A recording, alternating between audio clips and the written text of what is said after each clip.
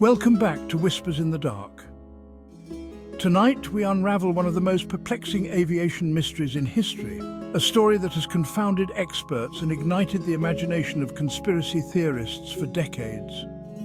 This is the story of Frederick Valentich, a young pilot whose disappearance over the Bass Strait in 1978 remains an unsolved enigma. Frederick Valentich was not just any pilot. At 20 years old, he was a dedicated and ambitious young man with dreams of a career in aviation.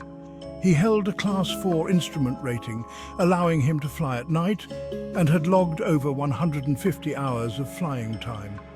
Valentich was known to be meticulous and serious about his passion, having even applied to join the Royal Australian Air Force, though his application was rejected due to insufficient educational qualifications.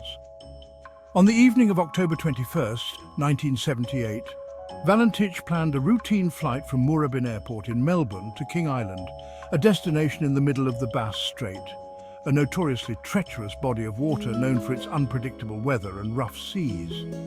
The purpose of his trip? To pick up a few friends for a casual weekend getaway. It seemed like a normal day for Valentich. He had no way of knowing it would be his last. At 6:19 p.m, Valentich took off from Moorabbin Airport in a Cessna 182L, a single-engine light aircraft. The weather was clear, and the flight was expected to be smooth. Valentich was in regular communication with Melbourne Flight Service as he made his way over the Bass Strait, a stretch of ocean separating the Australian mainland from Tasmania. The Bass Strait has a long history of disappearances, from ships to aircraft, earning it a reputation as Australia's answer to the Bermuda Triangle. Everything seemed routine until 7:06 p.m. when Valentich radioed Melbourne Flight Service with a peculiar report. He claimed to have spotted an unidentified aircraft flying about 1,000 feet above him. The object, he said, was large, illuminated by 4 bright lights and moving at high speed.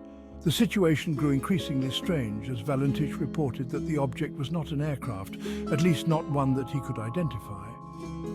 Over the next 6 minutes, Valentich's transmissions grew more urgent. He described the object as orbiting above his plane, moving at such high speeds that he could barely keep track of it. At one point, he reported that the object was playing some sort of game with him, zipping around in his flight path and causing his engine to malfunction. Valentich's final words were chilling. "It's not an aircraft." Then there was nothing. The transmission abruptly cut off, and despite an extensive search, no trace of Frederick Valentich or his aircraft was ever found. The only clue left behind was a series of cryptic, fragmented radio transmissions, leaving more questions than answers. What happened to Frederick Valentich? Theories about his disappearance range from the plausible to the bizarre.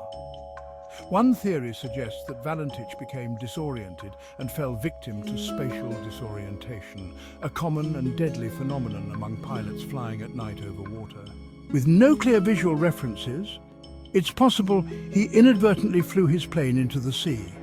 But this theory doesn't explain his reports of the strange unidentified object. Another theory posits that Valentich may have staged his own disappearance.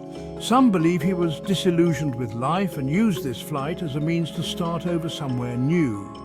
However, those who knew Valentich describe him as passionate about flying and dedicated to his future in aviation, making this scenario seem unlikely. But perhaps the most intriguing theory is that Valentich had a close encounter with a UFO. His detailed descriptions of the unidentified object, coupled with the fact that multiple witnesses reported seeing strange lights in the sky over Bass Strait that night, have led many to believe that Valentich was abducted or met with some other extraterrestrial fate. To this day, the Bass Strait remains a place of mystery and intrigue.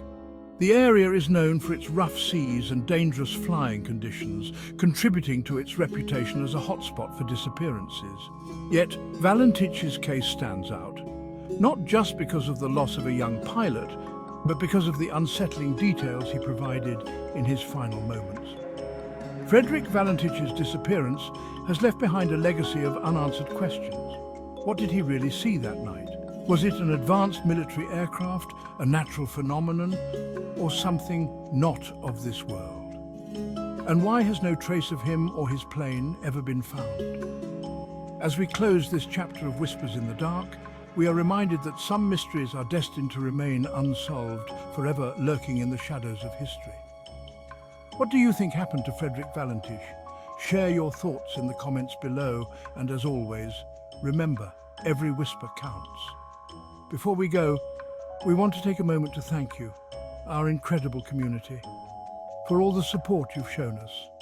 Whether you're new here or you've been with us from the start, your presence makes this dark, mysterious journey worthwhile. And hey, while you're pondering the mysteries of the universe, why not do it in style? That's right. We've got some cool Whispers in the Dark merchandise waiting just for you. Need a cozy hoodie to keep you warm during those late-night horror binges? We've got you covered.